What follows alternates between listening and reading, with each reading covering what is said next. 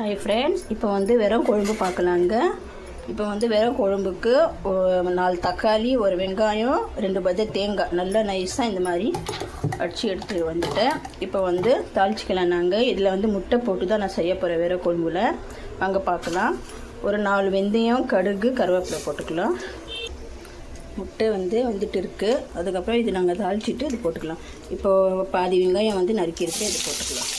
இது எங்கள் இதில் அண்டியாங்கி கடின்னு சொல்லுவோம். சூப்பராக இருக்கும். ஆனால் இது நல்லா ப்ரௌன் கலர் வந்துச்சு. இப்போ மசாலா போட்டுக்கலாம். மிளகாய் தூள் 1 ஸ்பூனு, தனியாத்தூள் 1 ஸ்பூனு, மஞ்சள் தூள், கொத்தமல்லி இது போட்டுக்கலாம். உங்களுக்கு காரம் எவ்வளோ வேணுமோ அதை போட்டுக்கோங்க. இப்போ இந்த மசாலா அரைச்சி இருக்கிறோம்ல, இது போட்டுக்கலாம். எண்ணெயிலேயே நல்லா பச்சை வாசனை நல்லா போட்டுக்கலாம்.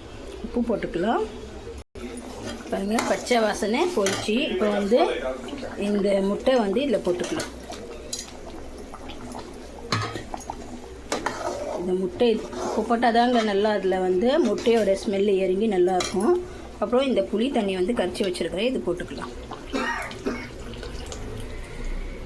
அவ்வளோதான் ஃப்ரெண்ட்ஸ், இது நல்லா கொதி வரட்டும், பார்க்கலாம்.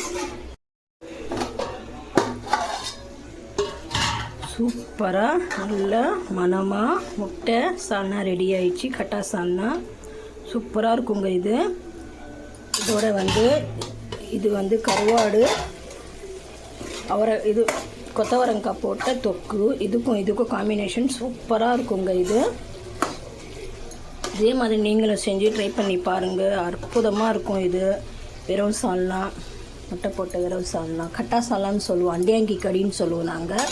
இதே மாதிரி நீங்களும் செஞ்சு ட்ரை பண்ணி பாருங்கள். ஷேர் பண்ணுங்கள், கமெண்ட் பண்ணுங்கள், சப்ஸ்கிரைப் பண்ணுங்கள்.